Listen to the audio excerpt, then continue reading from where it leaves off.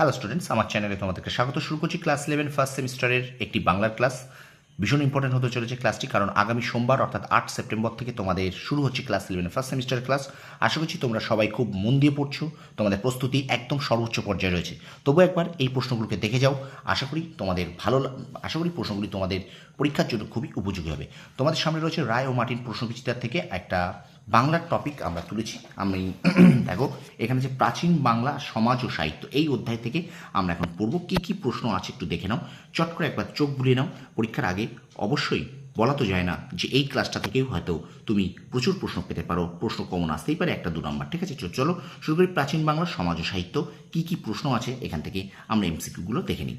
চর্যাপদ আবিষ্কার করেছিলেন হরপ্রসাদ শাস্ত্রী। 2 নম্বর বলছে চর্যাপদের ভাষাকে বলা হয় সন্ধ্যা ভাষা। 3 নম্বর চর্যাপদের টিকা সংস্কৃত ভাষায় লিখেছিলেন মুনি দত্ত। চর্যাপদের পুঁথি আবিষ্কৃত হয় 1907 খ্রিস্টাব্দে। চর্যাপদের তিব্বতী অনুবাদ করেন এটা প্রবোধচন্দ্র বাগচি। চর্যাপদের প্রধান পদকর্তা হলেন কাহ্নপাদ। আচ্ছা, চর্যাপদের কবিদের মধ্যে প্রাচীন কে ছিলেন? লুইপাদ। সন্ধ্যা ভাষা বলতে কি বোঝো?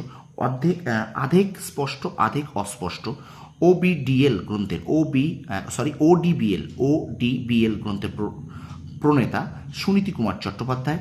আনুমানিক কোন সময় চর্যাপদগুলি রচিত হয়েছিল? 900 থেকে 1200 খ্রিস্টাব্দে। আচ্ছা, বাংলা সাহিত্যের প্রাচীনতম নিদর্শন চর্যাপদ। চর্যাপদ কোথা থেকে আবিষ্কার হয়? না, নেপালের রাজ দরবারের গ্রন্থাগার থেকে। ঠিক আছে, একটু ভিডিওটা শেয়ার করে দাও স্টুডেন্টস, একটু ভিডিওটা শেয়ার করে দাও। তারপর দেখো, হরপ্রসাদ শাস্ত্রী আবিষ্কৃত চর্যাপদের পুঁথিটির নাম চর্যাচর্য বিনিশ্চয়। ওকে, আচ্ছা, চর্যাপদের পদকর্তার সংখ্যা 24 জন।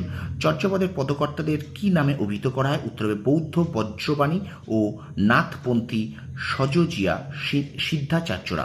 আচ্ছা, চর্যাপদের কবিতাগুলিকে কোন ছন্দে লেখা হতো? মাত্রাবৃত্ত।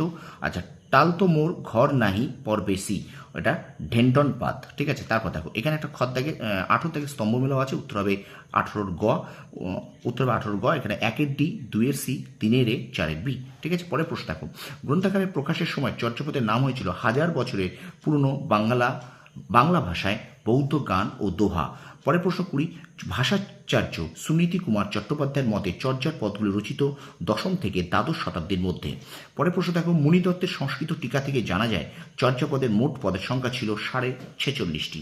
আচ্ছা, 22 থেকে স্তম্ভ মেলাও আছে, একটু দেখে নাও। 22 থেকে উত্তর হবে গ, 1-এর বি, 2-এর এ, 3-এর ডি, 4-এর সি। ঠিক আছে, আচ্ছা এবার চলো 23-এর দাগে আরেকটা স্তম্ভ মেলা হচ্ছে, দেখে নাও। 23-এর ক হবে 1-এর সি, 2-এর এ, 3-এর ডি, 4-এর বি। ওকে, আচ্ছা এখানে দেখো এখানে কি আছে? চর্যাপদের রাগ দেপক্রি, গুঞ্জরি, পটমঞ্জরি, এখানে জিজ্ঞাসা ছিল মালসী হবে। আর শেষ প্রশ্ন দেখো, চর্যাপদগুলি রচিত হয়েছিল যে রাজত্বকালে? উত্তর হবে পাল সেন। তো স্টুডেন্টস, এই হলো ক্লাস 11 ফার্স্ট সেমিস্টারের তোমাদের একটি বাংলার ক্লাস, প্রাচীন বাংলা ও সমাজ সাহিত্য এই অধ্যায় থেকে ক্লাস। এই এমসিকিউ 25টা এমসিকিউ তোমরা অবশ্যই একটু দেখে যাবে। ঠিক আছে, শেষ মুহূর্তে একটা তোমাদের চোখ বোলানোর জন্য এই ক্লাসটা অবশ্যই দিলাম। আর আশা করি এখান থেকে তোমরা নিশ্চয়ই করেছো, অনেক প্রশ্নই তোমাদের করা আছে। তবু এই প্রশ্নগুলোকে একবার দেখে যাও, বলা তো যায় না, এখান থেকে তোমরা কিন্তু প্রশ্ন পাবে এবং অবশ্যই তোমাদের কিন্তু পরীক্ষার জন্য উপযোগী হয়ে উঠবে ক্লাসটি। ঠিক আছে, ভিডিওটা ভালো লাগলে লাইক করো, শেয়ার করো, কমেন্ট করো, আর অবশ্যই বন্ধুদের মাঝে একটু বেশি করে শেয়ার করে দাও, যাতে তোমার বন্ধুরাও এই ভিডিও থেকে উপকৃত হয়। তোমাদের সাফল্য কামনা করি। ধন্যবাদ।